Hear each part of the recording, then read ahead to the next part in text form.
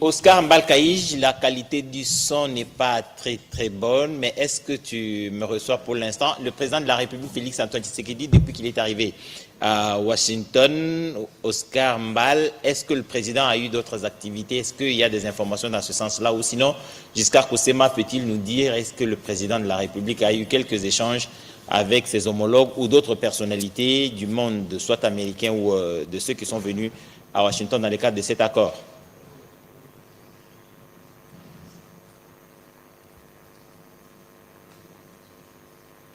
Bon, Oscar Mbalkaïj, j'étais en train de dire donc que s'il y a des informations en rapport avec les échanges du président de la République, nous allons certainement les avoir avant que cet accord ne soit signé, le moment où nous retournerons l'antenne à Washington. Nous sommes sur ces plateaux avec nos invités, Moïse Moussangana et Thierry Mosenepo. Nous parlions de cet accord et de son impact sur ce qu'il y a dans le pays, les entreprises du portefeuille, je n'ai pas oublié, parce que...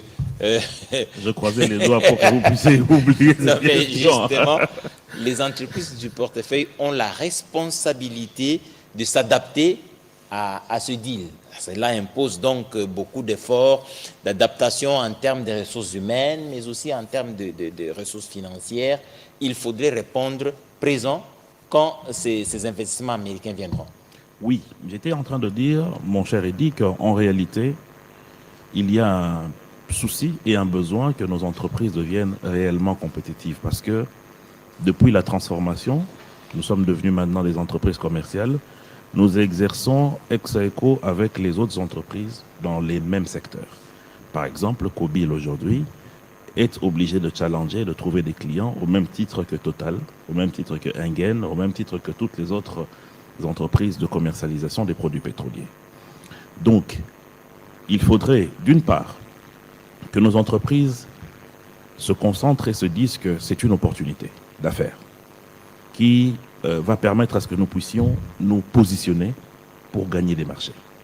Mais d'autre part aussi, nous espérons que ce deal va permettre finalement à l'État de cesser de ne se concentrer que sur les questions sécuritaires, disons sécuritaires dans le sens de la guerre, dans le sens des faits ponctuels de l'insécurité, et finalement de se tourner vers ces entreprises qui sont ses propriétés, dans le sens de les récapitaliser pour que finalement ils aient les moyens. Nos entreprises ont le personnel qu'il faut, avec une expérience extraordinaire. Les infrastructures, n'en parlons même pas. Kobil, par exemple, a 38 stations, ce que la plupart des entreprises de commercialisation de produits pétroliers ici n'ont pas. Nous avons des dépôts dans les plus grandes villes de la République. Au centre, au nord, au sud, nous avons des grands dépôts qui peuvent permettre à ce que réellement nous puissions être à la hauteur de ce que nous sommes en train de faire. Et c'est pratiquement la même chose avec la RTNC, par exemple, qui s'est déployée dans la plupart des chefs-lieux. Mais il faut que l'État puisse penser finalement à aider ces entreprises. Non seulement par la récapitalisation, mais aussi et surtout en essayant de les désintéresser parce que les plus grands créanciers de ces entreprises, c'est aussi l'État. Donc vous allez vous rendre compte que ça, c'est l'aspect de responsabilité du côté de l'État. Maintenant, du côté de nous-mêmes entreprises, oui, ce deal est une opportunité puisque la manne que cela va engranger est très importante. Donc nous devons petit à petit... Et si créer un site était aussi simple que de le décrire? Avec Wix, c'est déjà une réalité. On commence par les thèmes de couleurs. Entreprises, je crois on avait voté cette loi pour faciliter, permettre aux entreprises congolaises de devenir plus compétitive, je crois que c'est la 2008 si je ne me trompe pas, pour qu'elle soit davantage compétitive, mais malheureusement, les années sont passées, la compétitivité des entreprises n'est toujours pas au rendez-vous. Est-ce que vous ne trouvez pas qu'à l'arrivée des différentes entreprises étrangères, il y a la possibilité justement que l'État perde la main sur ces entreprises publiques s'il y a de nouveaux capitaux, comme ces entreprises ont besoin de capitaux et qu'il y a la possibilité d'avoir de nouveaux associés, de voir ce deal faire échapper à l'État le contrôle de ces entreprises publiques? Mais je crois que ces entreprises publiques ont des statuts. Donc avant accepter même de nouveaux associés, je crois qu'il y a des procédures à suivre. Donc si dans le statut de ces entreprises, il est prévu pareille éventualité, je crois qu'il n'y a pas lieu de craindre. Mais il faut dire que nos entreprises publiques ont un problème. Et ça, c'est un fait. C'est pratiquement des gâteaux que des hommes politiques se sont distribués. Je crois que vous n'avez pas été tendre avec Thierry Monsenempo sur la question. Je crois qu'il faudrait que la compétence, il faudrait que la méritocratie soit au rendez-vous dans ces entreprises. Parce qu'on a connu des grandes entreprises ici, dans ce pays. Quand vous prenez par exemple l'ancien Air Zahir, c'était une entreprise, c'était presque la première entreprise aérienne du continent. Il a eu une flotte terrible dans ce pays. On a eu de DC-10, on a eu même à un moment de Jumbo 747, on a eu de Boeing 747, on avait peut-être plus de 30 appareils. Mais c'est la gestion de ces entreprises qui a fait que beaucoup ont disparu. Mais pourquoi ces entreprises-là ont disparu? Parce que l'État lui-même propriétaire n'y a pas mis du sérieux. Je crois que c'est une occasion parce que nous devons compétir. Nous devons challenger pour emprunter les termes à Thierry. Nous devons challenger. Pour cela, je crois que nous devons changer notre manière de faire. Et je pense qu'il faudrait que la politique quitte de plus en plus ces entreprises. Parce qu'il y a quand même des entreprises de l'État aussi ailleurs, comme en France. Il y a des entreprises de l'État, mais qui, économiquement, financièrement, sont stables, sont prospères. Pourquoi? Parce qu'on y a mis tout ce que je venais de citer ici. Donc, il faudrait qu'on apprenne à faire des réformes qu'il faut. Il faut arriver à mettre l'homme qu'il faut à la place qu'il faut. Il faut introduire la sanction. Parce que le manque de sanctions nous a amené à beaucoup de catastrophes que nous connaissons aujourd'hui. Il faudrait réhabiliter la sanction. Je crois, si on a la compétence, on a la méritocratie, on a la discipline et on a la sanction, je crois que tout ira pour le mieux. Pour les mieux. Je vais rassurer Moïse sur quelque chose. Je ne suis pas tout à fait d'accord, ce n'est pas pour prêcher pour ma propre chapelle, pour ceux qui disent qu'il faut que les politiques puissent se retirer des entreprises. Oui, mais je suis d'accord avec ce qu'il a dit je n'ai pas dit sur la question de la méritocratie. Oui. Là, je suis d'accord avec lui. Par exemple, Total, qui était Elf à l'époque, a connu son ascension grâce au choix du président Mitterrand, qui avait un de ses soutiens qu'il a placé là-bas, en la personne de Loïc Le Floch-Prigent. Donc, ça veut dire qu'il y a aussi des politiques compétentes fouiller partout pour voir qui peuvent trouver des solutions. Mais aussi, votre question est pertinente dans la mesure où, aujourd'hui, il faut rassurer les Congolais. Il y a un artefact de loi qui fait la protection de l'investissement congolais et même des petites et moyennes entreprises de la RDC. La preuve en est avec notamment la respect, qui aujourd'hui veille à ce qu'il y ait une participation congolaise en ce qui concerne les questions liées à la main-d'œuvre, des questions liées, des questions ouvrières, des questions de placement de personnes dans les entreprises. Tout cela fait que les entreprises des Congolais ne pourront pas s'inquiéter de ce qui y aurait comme conséquence économique dans l'arrivée des entreprises qui viendront dans le cadre de ce deal entre la RDC et les États-Unis. Blaise Bokokia. Je voudrais ici, Edith Chala, tranquilliser les téléspectateurs qui ne cessent de me demander à quand l'intervention du professeur Mbata. J'ai dit il va intervenir tout à l'heure, juste peut-être après la signature de cet accord de paix entre la RDC et le Rwanda. Autant je tranquillise les téléspectateurs sur le professeur Mbata, je les tranquillise également parce qu'il y a beaucoup qui se posent la question de savoir si on a vendu les minéraux aux Américains. Il n'en est pas question, car c'est faux et archi-faux. Les accords rappellent que la République démocratique du Congo reste propriétaire de ses ressources et garde le dernier mot sur l'exploitation, la transformation et l'exportation. Les partenaires apportent capital, technologie, marché, mais la souveraineté demeure congolaise. En rapport justement avec la paix contre le minerai, il n'en est pas non plus question. D'abord, la paix est un droit des populations et un devoir de l'État. Ensuite, la logique est inverse. En sécurisant les ressources et en cassant les circuits illicites, on empêche donc que les minéraux financent la guerre. Et puis on partage nos parcs et nos territoires. Ce sont des questions, autant des questions que se posent les téléspectateurs ou les comètes mortels. Les parcs nationaux, sachez-les, notamment le parc de Virunga, restent le patrimoine congolais. La coopération porte sur la préservation, le tourisme, les développements communautaires avec priorité au bénéfice des populations congolaises. On termine ce chapitre concernant le questionnement de la part de la population en rapport avec un protectorat américain déguisé. L'accord parle de partenariat stratégique, pas de tutelle. Il repose sur le respect des lois congolaises, de la souveraineté nationale, de la transparence et de l'intérêt mutuel avec des instances conjointes où la République démocratique du Congo est à toute sa place prépondérante dans cet accord. Voilà, Edith Chala, certaines précisions qui valent la peine d'être données pour essayer de dissiper tout malentendu de la part de ceux qui se donnent le plaisir de raconter n'importe quoi en rapport avec cet accord.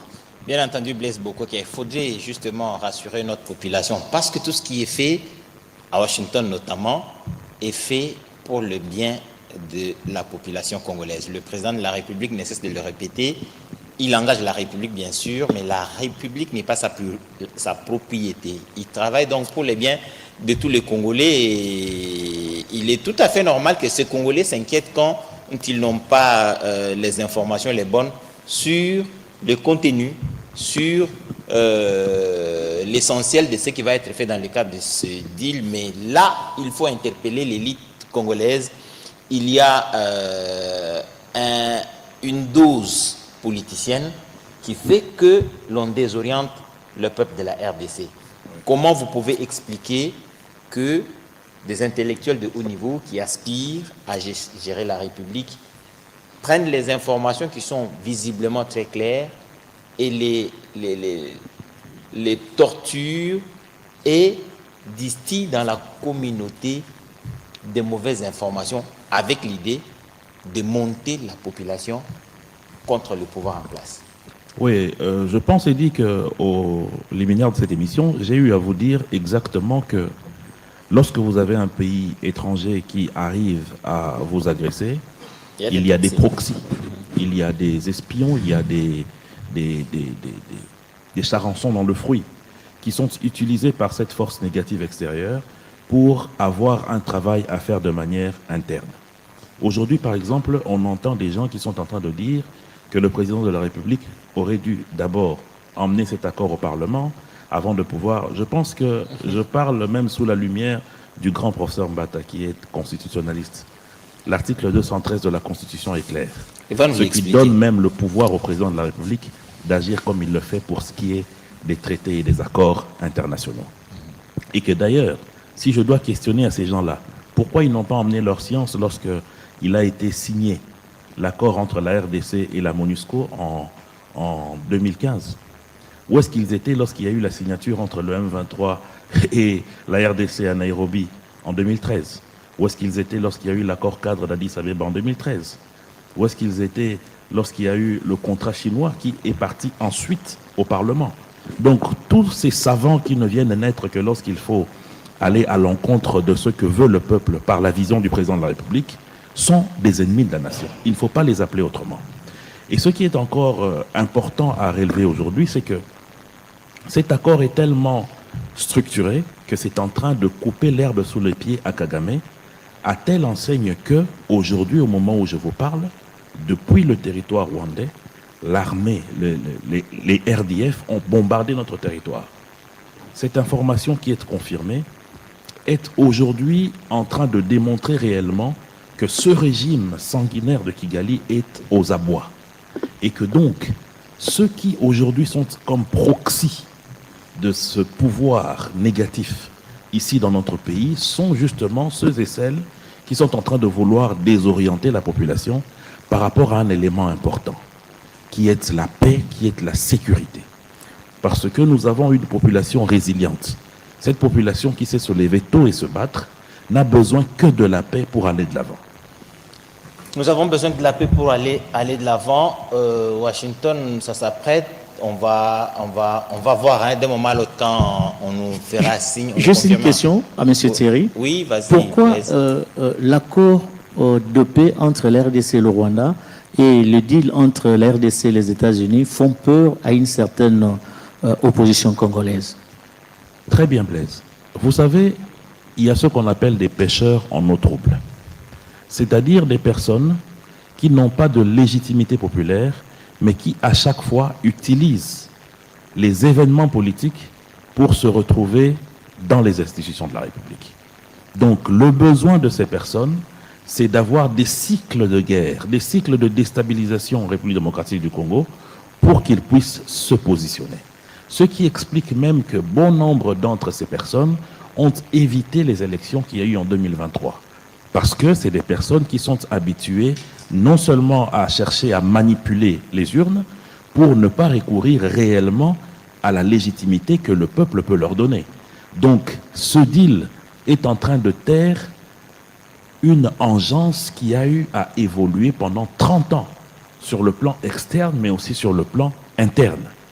Du moment que le Rwanda est asséché, parce qu'aujourd'hui les minerais de la RDC seront tracés et vont servir réellement pour le développement de notre pays. Il y aura traçabilité.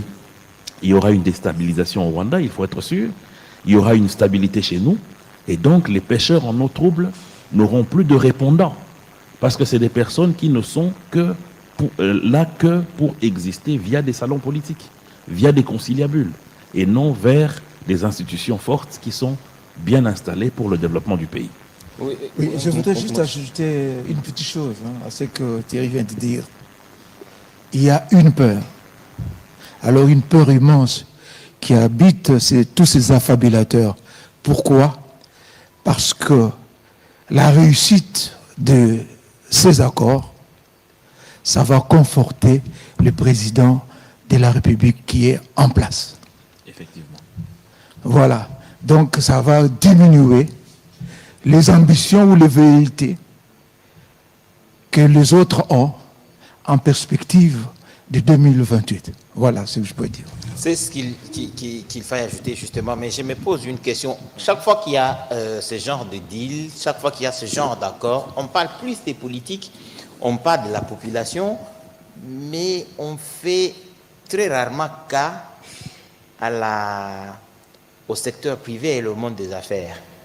Le monde des affaires pourrait bien profiter de ce deal pour devenir aussi de très grandes entreprises. Oui. Je vais parler du secteur touristique, par exemple. Vous avez à Goma l'hôtel Serena, qui est une marque kenyane, mais qui est apportée par un citoyen congolais. En République démocratique du Congo, est-ce que notre secteur privé, nos hommes d'affaires, ne peuvent pas profiter de ce deal pour avoir des entreprises de la taille de ces hôteliers. Mais le seul qui a cette préoccupation, Eddy, c'est le chef de l'État. Rappelez-vous, le président de la République est le seul aujourd'hui à se préoccuper des questions liées à la population. Pendant qu'en face, nous avons des gens qui ne pensent qu'à eux et à leur positionnement. Le chef de l'État est le seul à penser aux entreprises congolaises. Regardez toutes les réformes qu'il y a eu en ce qui concerne les petites et moyennes entreprises, en ce qui concerne la petite industrie, et même en ce qui concerne la possibilité de réarmer certaines structures, dont la respect, pour que les Congolais puissent réellement se retrouver en termes d'investissement. Il a été le premier à dire qu'il faille, au bout de 5 ou 10 ans, avoir plusieurs millionnaires congolais. Et cela a même été matérialisé parce que c'est sous le président Félix Tshisekedi que finalement on a toute une agence qui s'occupe de la question des financements des petites et moyennes entreprises, de la question des financements des microfinances et des sociétés d'épargne. C'est pour permettre à ce que les Congolais puissent avoir accès à des crédits en dehors des banques commerciales. Mais il n'y a que le chef de l'État qui pense à ça. Est-ce que vous avez vu un de ses opposants, ou même de ceux qui d'osent parler de sauver le Congo, parler même une seule minute de ces pauvres citoyens que vous venez de citer ici? Et d'ailleurs, leurs collègues, pour ne pas dire leurs actionnaires ou leurs camarades, sont en train de déstructurer les petites et moyennes entreprises dans la partie est de notre pays. Vous avez vu comment la structure Heineken a dû laisser sa brasserie parce qu'il y avait un pillage systématique. La plupart des hommes d'affaires qui étaient bien installés à Goma et à Bukavu ont vu leurs biens traverser pour Kigali, en termes de véhicules, en termes de biens qui servaient leurs entreprises. Donc on a un pillage systématique. Et le souci du peuple, le souci de cet entrepreneur congolais-là, on ne trouve pas ça dans le chef de nos opposants. Ils n'en parlent même pas. Tout ce qu'ils peuvent dire, toute l'énergie qu'ils ont, c'est de venir dire qu'il faille qu'ils se retrouvent, qu'ils font un dialogue. Un dialogue pourquoi? Pas pour la paix. Parce que d'ailleurs, le chef de l'État leur a donné un devoir très simple. Pour parler, condamner le Rwanda. Mais vous avez vu comment d'autres ont eu des difficultés pour ne fût-ce que citer Kagame en mal. C'est pour vous dire en réalité que nous avons un ennemi extérieur, mais aussi intérieur. Nous avons un ennemi extérieur et un ennemi intérieur. Thierry Mossenepo le confirme, il l'argumente. Mais pour rassurer à notre peuple que la radio-télévision nationale congolaise fait exactement ce qu'elle doit faire, je vous rappelle que on a des informations, et ça a été dit sur ces antennes de la radio-télévision nationale congolaise par la société civile du Nord et du Sud Kivu, que nous avons reçu à plusieurs reprises ici, confirmer que la filière brassicole, par exemple, a été carrément monopolisée par la femme de Sultani Makenga. Seule elle peut aller acheter la bière et puis venir vendre au Rwanda, venir vendre en République démocratique du Congo, et qu'aucun Congolais ne peut se payer les luxes d'aller acheter cette bière et venir vendre. Et c'est le cas dans le Sud Kivu avec la filière cimenterie. Le ciment n'est acheté que par cette même personne. Et vous pensez, il dit que des personnes pareilles peuvent aujourd'hui prétendre parler des Congolais? Oui, oui, ils veulent libérer. Ils ont dit. Ils veulent libérer les Congolais de leurs biens.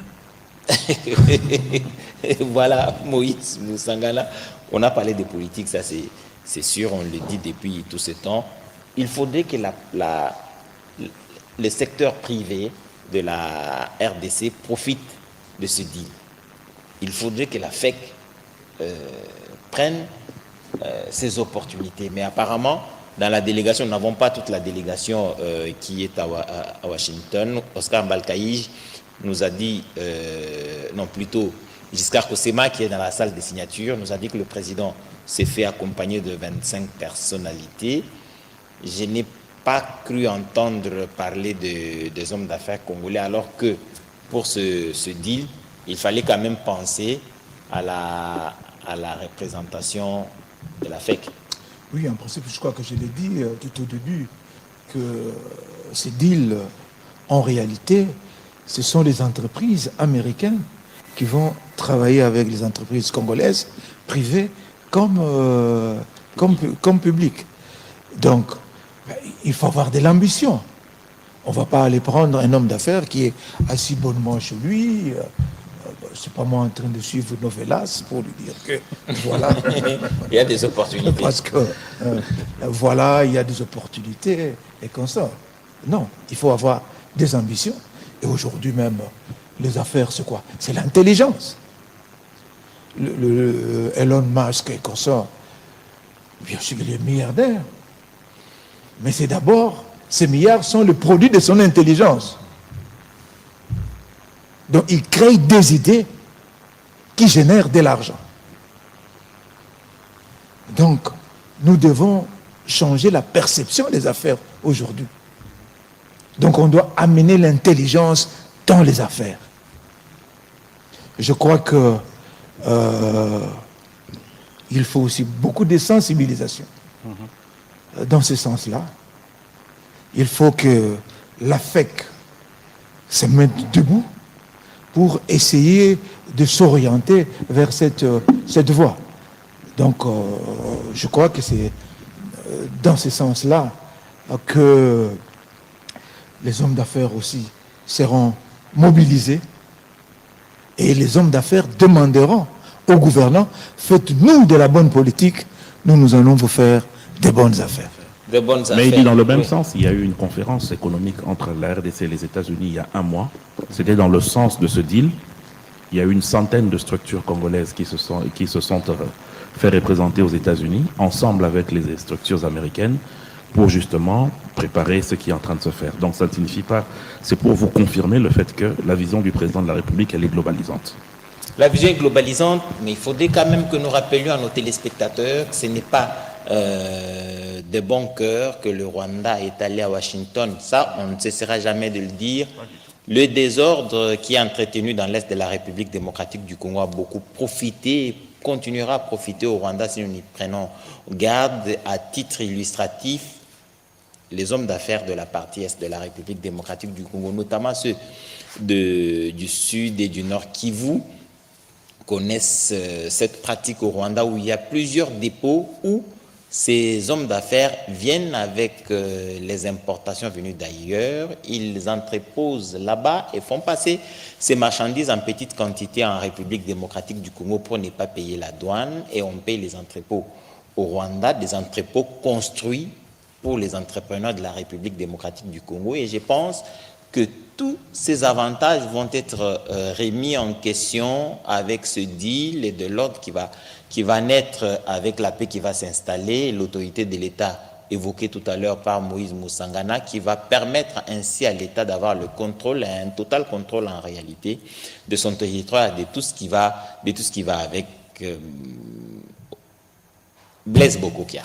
Je voudrais ici rebondir sur cette observation faite par vous, Edith Chala, sur la présence des opérateurs économiques privés au niveau de Washington, mais précisons tout de même que la cérémonie que nous allons diffuser tout à l'heure sur la RTNC concerne, à l'Institut américain pour la paix de Washington, concerne d'abord la signature, l'accord de paix entre la RDC et le Rwanda sous l'égide des États-Unis. C'est la raison pour laquelle même les décors qui est planté, et j'espère que les téléspectateurs sont en train de suivre ces belles images qui nous viennent de Washington. Il y a trois chaises.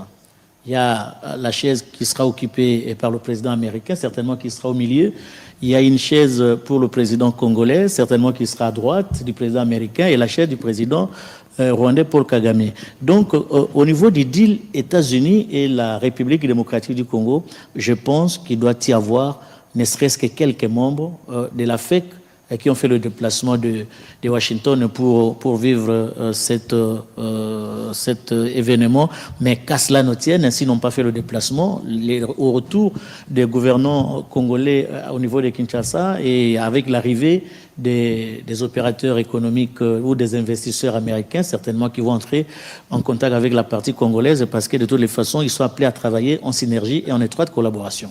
Ça, c'est une évidence. L'évidence aussi, Blaise, c'est que le président de la République a dit que ce document, c'est-à-dire puisque c'est une tripartite, Nous avons d'abord l'accord RDC-Rwanda, nous avons l'intégration économique et nous avons le deal entre la RDC et les États-Unis. Le président a dit que c'est un début de chemin.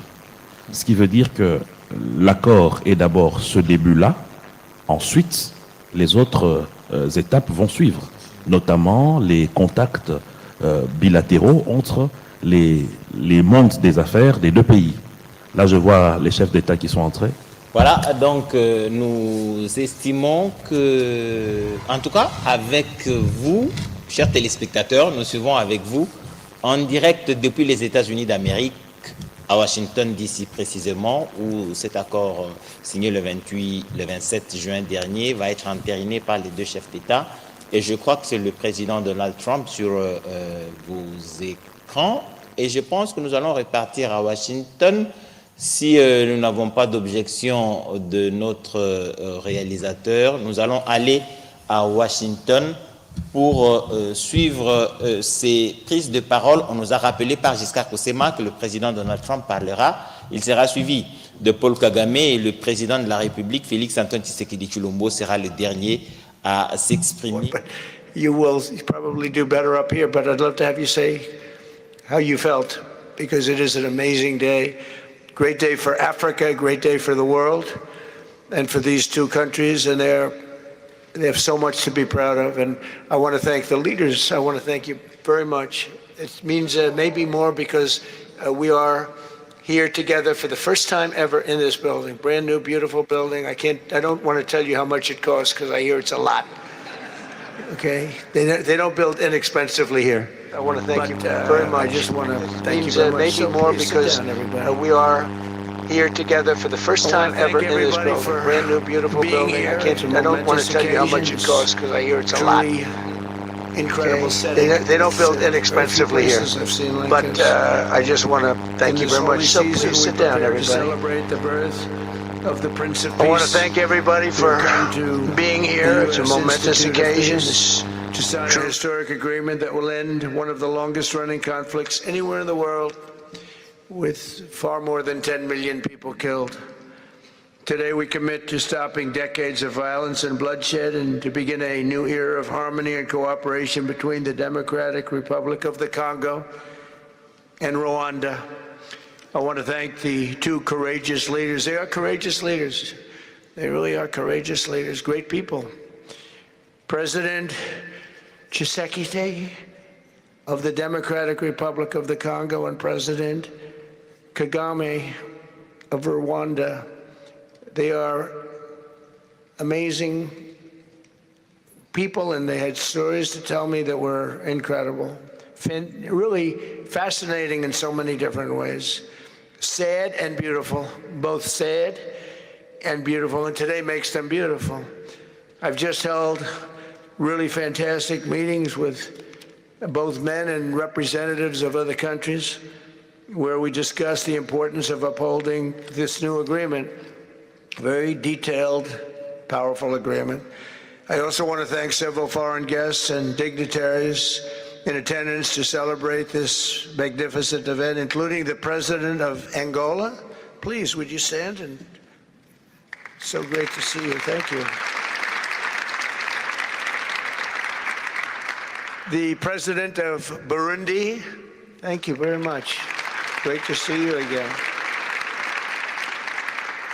The President of Kenya. We have the Olympics here. You know, they do very well in the Olympics, those runners. I don't know what the heck you do with those runners, but they are very good. I've been watching them for a long time. So we have the Olympics coming to the United States. You know that. Thank you very much. And you'll come as our guest. Thank you. And the President of the Council of Ministers of Togo. Thank you. Thank you very much. The Vice President of Uganda. Thank you. It's such a beautiful color. Like all these guys are wearing these dark suits. You just stand out for a lot of reasons. You're beautiful. The Foreign Ministers of Qatar. Thank you. Thank you very much. Say hello to my friend, a great man. and the United Arab Emirates. Thank you. Thank you. My regards, right? And the chairman of the African Union Commission, who's done a fantastic job, and thank you for all your help. We appreciate all your help. A special group of people. A very special thanks as well to Secretary of State Marco Rubio. Marco, please stand. Thank you. And thank you for putting a certain name on that building. I said, boy, that is beautiful. That blew up last night. They said, that's a great honor. It really is. On this building, it's a great honor. Thank you very much. I assume you had a lot to do with that. Just a little bit, yeah. Thank you. Appreciate it. And Senior Advisor for Africa, Masad Boulos, who's been fantastic. Thank you, Masad. All of these people, every one of them were indispensable in forging this agreement. Let me also recognize Senators Mike Rounds and Lindsey Graham. Lindsey, thank you. Mike, wherever you may be. Thank you. Thank you, Mike. Representatives Ronnie Jackson. Where's Ronnie? Ronnie is that great guy. He won his race in Texas by 48 points, right, Ronnie? So I don't have to ask if he's in any, I don't even have to endorse him anymore. It doesn't matter. Save the paper, right? Great job. Chris Smith. Chris? Thank you, Chris. Great. Good job. Trent Kelly. Trent? Thank you very much. Thank you. And the acting president of the Institute for Peace, Darren Beatty. Thank you, Darren, very much. Thank you very much, Darren. For more than 30 years, one of the worst conflicts on earth has been raging in eastern Congo. Millions and millions of people have been tragically killed, went on forever, and countless more have been displaced from their homes. Families have been destroyed. It's been a disaster. Many administrations have tried, but probably not too hard, knowing who preceded me. But they tried. It says they've tried. But we tried harder to end this conflict. But they've accomplished, obviously, they accomplished very little because the killing went on at levels that just got worse and worse. And today we're succeeding where so many others have failed. And this has become the 8th war that we've ended in less than 1 year. Such an exciting thing to do. This has been a really, because we're talking about 30 years of fighting, 30 years, much more than 10 million lives. Last June, thanks to the efforts of Secretary Rubio and Mr. Boulos, Rwanda and the DRC reached a landmark agreement to move toward peace. They started the process. I met with some of their great representatives who are here also. And we started a great process. The compact we're signing today, which will be known as the Whashington Accords, everybody sort of liked that name, formalizes the terms agreed to in June, including a permanent ceasefire, the disarmament of non-state forces, provisions for refugees to return to their homes, and justice and accountability for those who have committed illegal atrocities. Very importantly, this agreement also creates a new framework for economic prosperity. There's tremendous wealth in that beautiful earth. It's beautiful earth. But it was stained badly with blood, tremendous amounts of blood. But in the region that will support a lasting peace, and the Democratic Republic of the Congo and Rwanda have agreed to more closely integrate their economies with each other rather than fighting, and they'll be doing that. And these two gentlemen are very smart, and I think they liked each other a lot. I spent time with them. I think they liked some people may be surprised. I really do. I think they've spent a lot of time killing each other, and now they're going to spend a lot of time hugging, holding hands, and taking advantage of the United States of America economically like every other country does.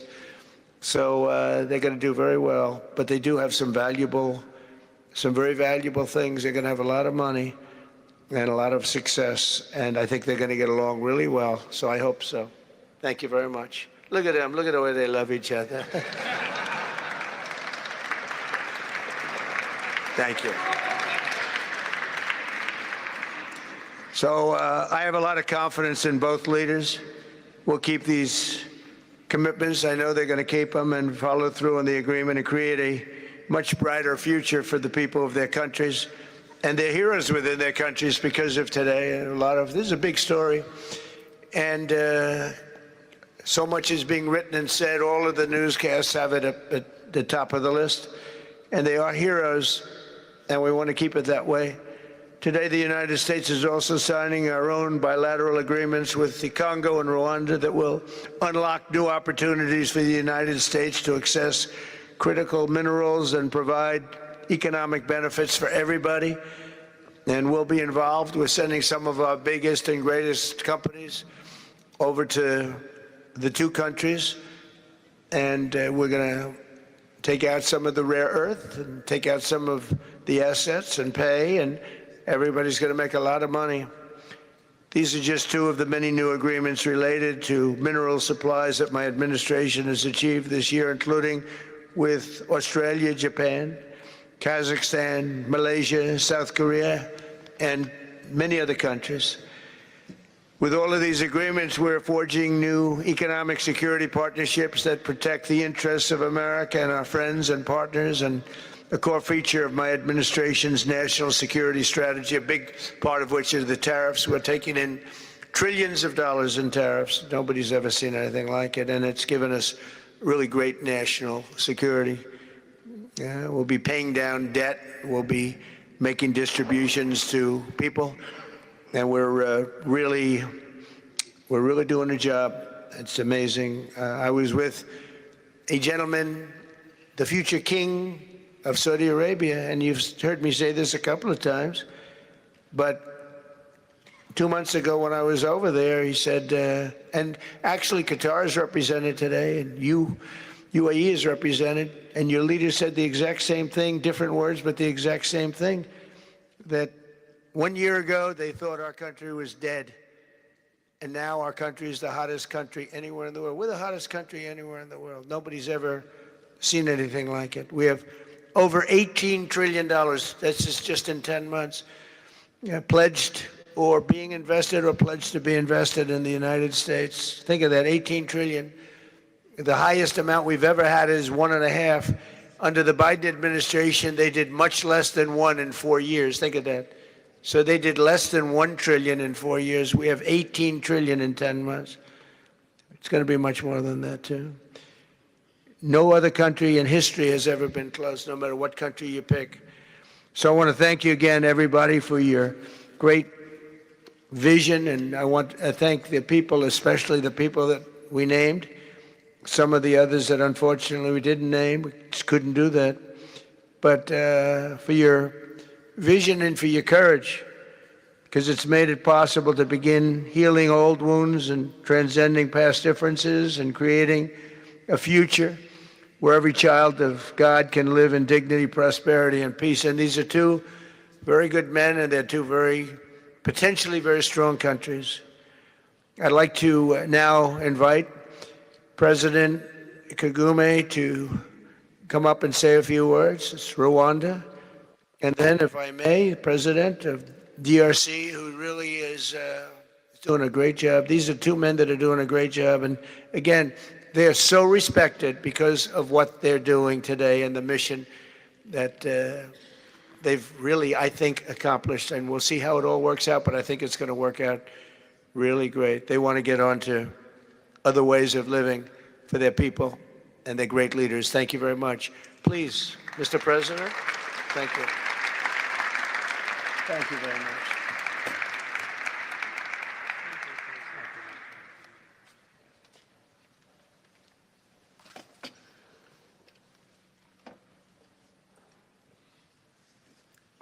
Excellency Donald Trump, President of the United States of America, Excellencies, heads of state and government and former heads of state, distinguished ladies and gentlemen, I want to begin with some words of thanks. First, to my fellow heads of state and government from Africa, your presence here confirms that these efforts enjoy the broad support necessary to succeed. I also thank Minister of State Kulaifi, representing His Highness Sheikh Tamim bin Hamad of Qatar. The role of Qatar has been absolutely central in getting us to this point. But of course, the biggest vote of thanks goes to President Donald Trump. No one was asking President Trump to take up this task. Our region is far from the headlines. But when the President saw the opportunity to contribute to peace, he immediately took it. This conflict has lasted for 30 years. We have seen countless mediations and efforts, but none has succeeded in resolving the underlying issues. President Trump introduced a new and effective dynamism that created the space for breakthroughs. His approach is even-handed, never taking sides. He orients us toward the future, not the past, emphasizing that the dividend of peace is prosperity and investment, including from the United States. More importantly, President Trump's approach is pragmatic. The process has not become an end in itself. All of these elements filter down to his dedicated team, and here I want to single out Secretary Rubio and Masad Boulos for special appreciation. We would not be here today without their efforts. And as a result, we have the clearest and most viable path forward that we have ever had. These accords provide everything needed to end this conflict once and for all. If this agreement falters and things do not work out as they are supposed to, the responsibility will not lie with President Trump, but with ourselves. It's up to us in Africa, working with our partners to consolidate and expand this peace. There will be ups and downs on the road ahead. There is no doubt about it. Rwanda, I know, will not be found wanting. I can assure you of that. Our only objective is and has always been for our country to be safe and secure after having endured so much tragedy. We now only want to look forward in a confident expectation of a prosperous and stable future.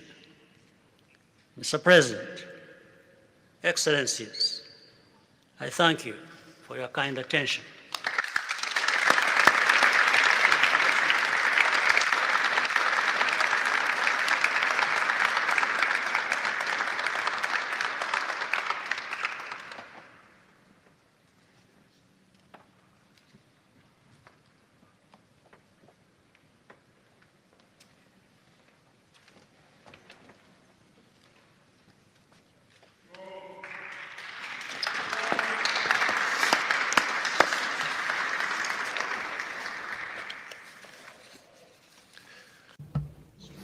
Mr. the President of the United States, Donald Trump, ladies and gentlemen, dear members of the delegations, distinguished guests, as we have just placed our signatures at the bottom of the joint declaration enshrining the Washington agreements for peace and prosperity, I do feel, on behalf of the people of Congo, a deep gratitude and clear hope. First of all, I would like to express quite solemnly our deep thanks to the President of the United States of America, Mr. Donald Trump. I would like to thank his administration and also wish to thank the American people for the critical role that they played for the rapprochement, the closening between the Democratic Republic of Congo and the Republic of Rwanda. To these thanks, I also bring in all of our regional partners and our international partners who, thanks to their commitment and engagement, have consistently made this critical moment possible in the road to peace. First and foremost, we have Sheikh Yanim bin Ahmad Adani. We have President João Manuel Lourenço Gonçalves, who is the President of Angola and the acting President of the African Union. And we also have the former President of the Republic of Kenya, my brother, Uhuru Kenyatta, who I can see here in the room. These two great Africans who are at the beginning, who started the Rwanda and the Nairobi processes. And beyond them, I wish to thank also all of the African leaders who contributed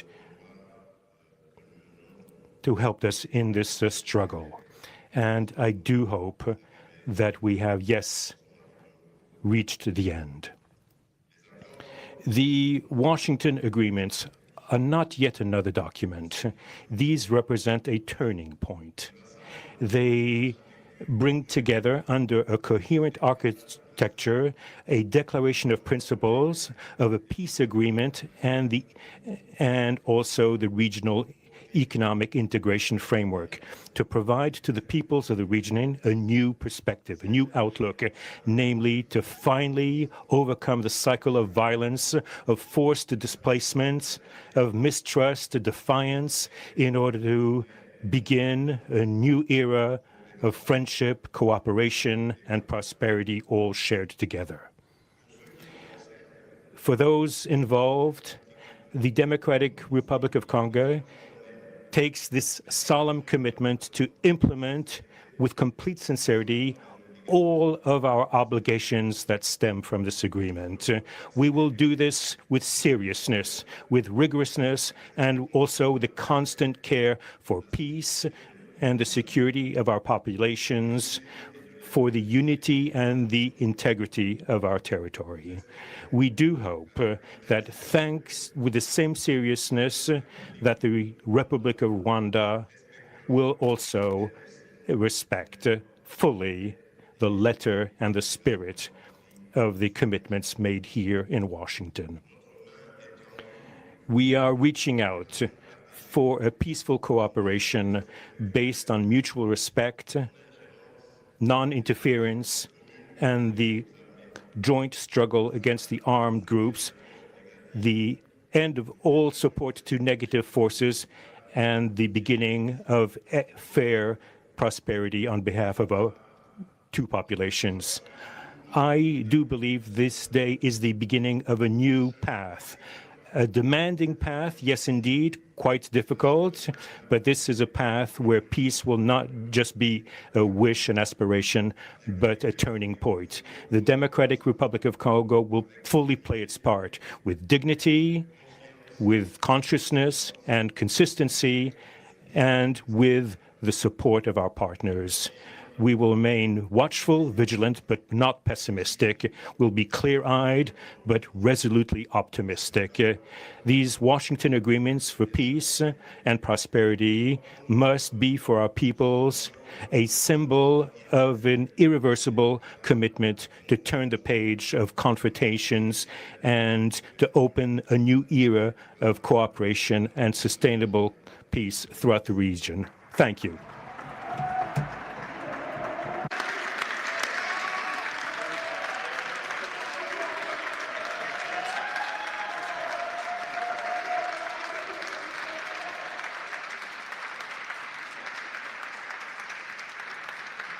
So, if I might, my four new friends, a couple of cases not that new. Could you come up, please? Do you mind? Please.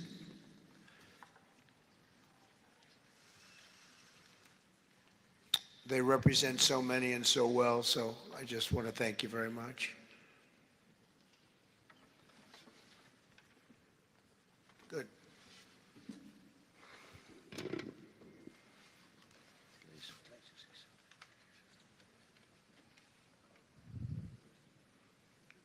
Sr. Presidente Donald Trump, Presidente dos Estados Unidos da América, caros convidados, altas entidades aqui presentes, senhores jornalistas, eu gostaria de realçar a importância desta cerimônia aqui em Washington, D.C., que vai finalmente pôr fim a um conflito que, como já foi dito, dura mais de 3 décadas. Não são exatamente 30 anos, mais do que 3 décadas. Um conflito entre irmãos, países vizinhos e irmãos, que deviam se dar bem, mas que, por razões de diversa ordem, têm vindo a se degladiar ao longo dos anos, com pesadas consequências, quer para as populações de ambos os países, como também para as respectivas economias. A região dos Grandes Lagos é uma região das mais ricas do mundo, não apenas da África. É enormemente rica em recursos hídricos, terras aráveis, florestas, recursos minerais que estão no subsolo, mas, sobretudo, rico nas suas pessoas, com um potencial muito grande para desenvolver aquela região de África que pode catapultar o desenvolvimento de outras regiões igualmente do nosso continente. O mundo atravessa hoje uma crise energética e alimentar. Nós fomos a dizer que a África, e em particular essa região dos Grandes Lagos, tem o potencial, não digo de resolver, mas de contribuir consideravelmente para a resolução destas duas grandes crises, quer alimentar, quer a energética, não apenas para o nosso continente, mas para o mundo.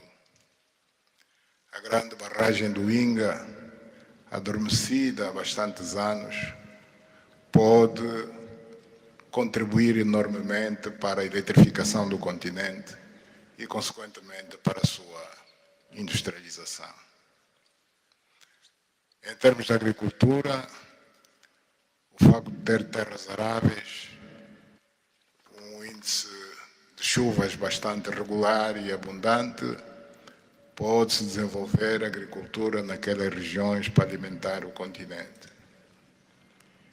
E nada disso tem sido possível fazer-se ao longo de décadas, devido a este conflito que não tem sentido e que, finalmente e felizmente, parece que terá o seu fim hoje aqui em Washington, D.C. Nós procuramos fazer a nossa parte, e quando digo nós, estou-me a referir a Angola, ao Quênia e outros países também africanos. Procuramos fazer o melhor para chegarmos a este momento. Infelizmente não foi possível, mas nós só temos que agradecer ao presidente Trump por ter dado continuidade ao trabalho que nós realizamos e ter conseguido alcançar esse desfecho do qual todos nós sairemos a ganhar. Portanto, mais uma vez, o presidente Trump fez a parte que lhe compete e nós esperamos e acreditamos que é o que vai acontecer, que as duas partes, ou seja, as autoridades da República Democrática do Congo e da República do Ruanda também farão a sua parte para a implementação com êxito deste acordo. Uma coisa é assinar um acordo, outra coisa que é mais difícil, mas é possível, desde que haja vontade política, assinamos. Parabéns a todos. Muito obrigado. Your Excellency, the U.S. President, President Trump, dear guests, dear dignitaries present here, and press members. I would like to highlight the importance of this ceremony taking place in Washington, D.C., because this has come to put an end to a war that has been there for more than 3 decades, because it's not just exactly 3 decades, but it's more than 30 years. And this is a conflict that has been there between two neighboring countries, which have been fighting for many years with consequences on the peoples, countries, economies, and so forth. And these consequences also were felt in the Great Lakes region, which is a very rich region in Africa, rich in terms of water resources, arable lands and forests, and as well as mineral resources, which are important for the development of a region. So it's important that we've reached to this point where the agreement is going to be, has been signed, a peace deal, which will benefit immensely the whole region and will unleash the opportunities for the development of our continent, and as well as to helping the whole world in terms of fighting against the food crisis and energy crisis which the whole world is going through now. We believe that the Great Lakes region will have to play a great role in providing resources to the international community. And of course, solving this conflict will also help solve other crises, not only in the continent as we know, but worldwide. For example, the Great Inga hydro project in Congo is important. It can help to electrify the continent and consequently help in terms of developing agriculture and providing agriculture, arable lands, and abundant resources that we have that can be used. We know that Africa possesses a lot of other resources such as rainfalls, which are important for agriculture. So nothing has nothing would just justify this war, but eventually the most important thing that it has come to war. We sought as Africans to do our part. When I say Africans, I mention countries such as Angola, Kenya, and other African countries, but unfortunately we couldn't make it. But we now want to thank President Donald Trump for having helped to reach this important milestone. We believe, once again, we have to thank him for what he has done, and what comes next now is to appeal to the two parties, that is the Democratic Republic of the Congo and the Republic of Rwanda, to implement successfully this agreement for the benefit of their countries, their people, and including our continent of Africa. Thank you very much. Good job.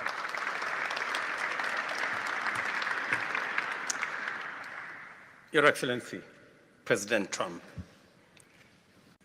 fellow heads of state, today's signing of the Washington Peace Accord for Eastern DRC is not merely a monumental diplomatic milestone. It is a decisive act to end a devastating conflict that has scarred the region for decades. Mr. President, what you have achieved is not only transformative, it is consequential and historic. This conflict has destroyed livelihoods, destabilized our region, and threatened the future of the entire Great Lakes African continent. Today's achievement culminates a relentless regional effort anchored by the foundational work of the East African community and SADC, and today, this Washington process. The coordinated Nairobi, Rwanda, and Washington process has created the essential pathway that brings us to this pivotal moment. We would like to extend our gratitude to President Tshisekedi and President Kagame for their leadership during this process. Reaching this point was made possible by the unparalleled consequential convening power of the United States and President Trump's resolute and focused to global peace. Your clarity, Mr. President, of purpose and ability to rally stakeholders together has brought us to this point. We therefore extend our profound gratitude to President Trump, whose bold leadership has been instrumental in delivering this breakthrough. Our presence here, Mr. President, as regional leaders, is a testament of our collective resolve. We will spare no effort to ensure this agreement is fully realized, mobilizing every resource and partner to secure peace and unlock the region's immense economic promise. The protracted conflict on our continent continues to hold back Africa. Our current 3% share of global trade is stark evidence of how far this war has held us back. A peaceful Eastern DRC can unlock one of Africa's greatest economic opportunities. Our vast resources, the young talent that we have, connected through our regional infrastructure and the Africa Continental Free Trade Area, can ignite an unprecedented transformation. A peaceful and integrated Great Lakes region will accelerate innovation, predictable government reduces risk, harmonized regulation lowers costs, and open borders increase trade, attracting value-added industries to our continent.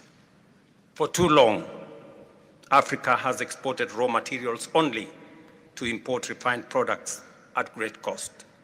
Our regional economic integration framework, Mr. President, that you have spoken to here,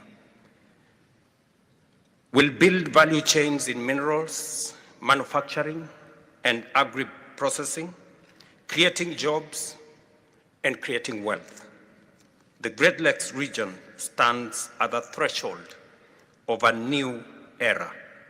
Peace will open doors, integration will guide us, and private sector dynamism will propel us forward. In conclusion, as we celebrate progress in the DRC, we must not look away from other crises. I want to ask you respectfully, Mr. President, that in your quest for global peace, to support efforts to resolve the humanitarian catastrophe in Sudan. I thank you.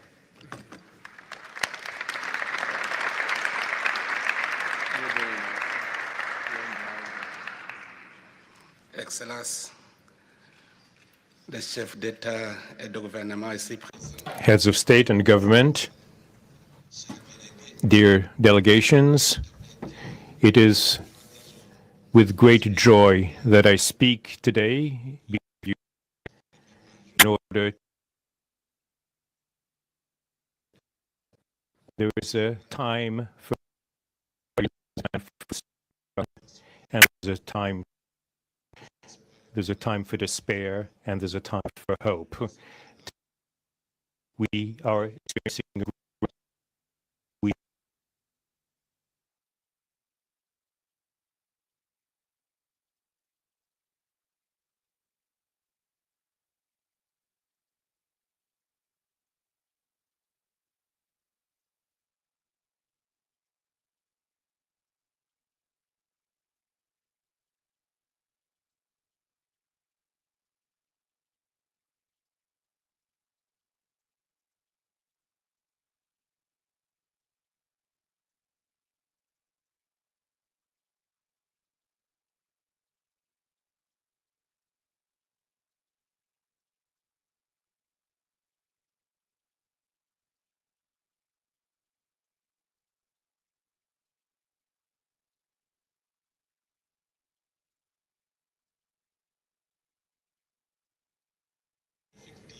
actually implement this accord.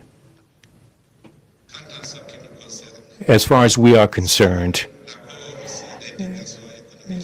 this agreement on regional economic integration, well, Burundi and the DRC already represent an economic community of the countries of the Great Lakes region.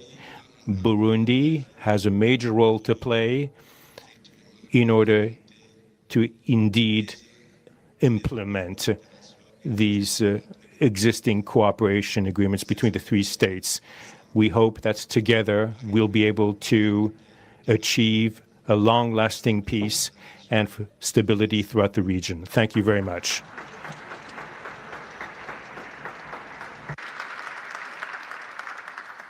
Thank you very much. And I just want to introduce a friend of mine who I just noticed in the audience. He's in charge of a very small sport called here, soccer, over there, football. So nobody knows really what to call it. Johnny, thank you very much. The head of FIFA is here. And I can report to you that we have sold more tickets than any country anywhere in the world at this stage of the game, and I think we probably broke all records before you even get close. And you have a big event on Friday at the Trump Kennedy Center. Oh, excuse me, at the Kennedy Center. Pardon me, such a terrible mistake, Marco. At the Kennedy Center, and I look forward to seeing you there. But I want to congratulate you. No, it's really taken the world by storm. You've never done anything like what's happening in terms of ticket sales. I'm making a lot of enemies telling people, I'm sorry, I can't get you tickets. I just can't do it. But congratulations, you've done a fantastic job. A great leader in sports and a great gentleman. Thank you very much, Johnny. And now we're going to sign a very important agreement. Thank you.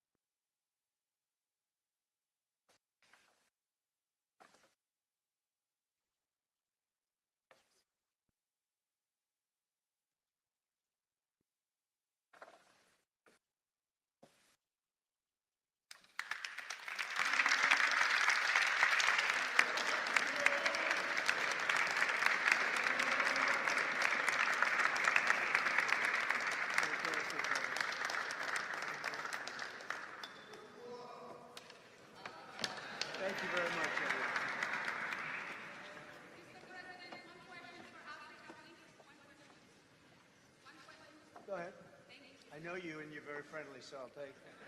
Otherwise, I wouldn't take it. Go ahead. Mr. President, we are witnessing a historic moment for Africa. My question to you is, when we will see the return from Rwanda's troops from DRC, and when we will see the real peace? Because even now, we are witnessing this historical peace deal, but people are being still killed in DRC. Yeah. Because the troops continue there. When, because this peace to be real, the troop needs to withdraw from DRC. When will we see the I think you're going to see very quickly, I think you're going to see things happen. This is something that was not doable, according to a lot of people, and not only is it doable, I think it's going to be a great miracle. These two gentlemen are leaders, they're great leaders, and they're going to prove that in the coming months and years, and I think you're going to see very immediate results. I have confidence that that's what's going to happen. Thank you very much, everybody. Thank you.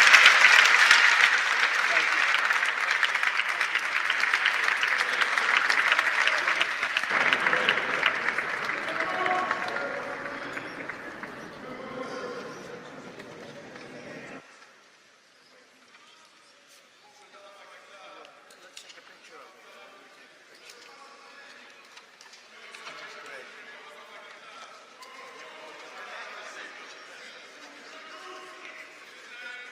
That's a big deal. They like his people.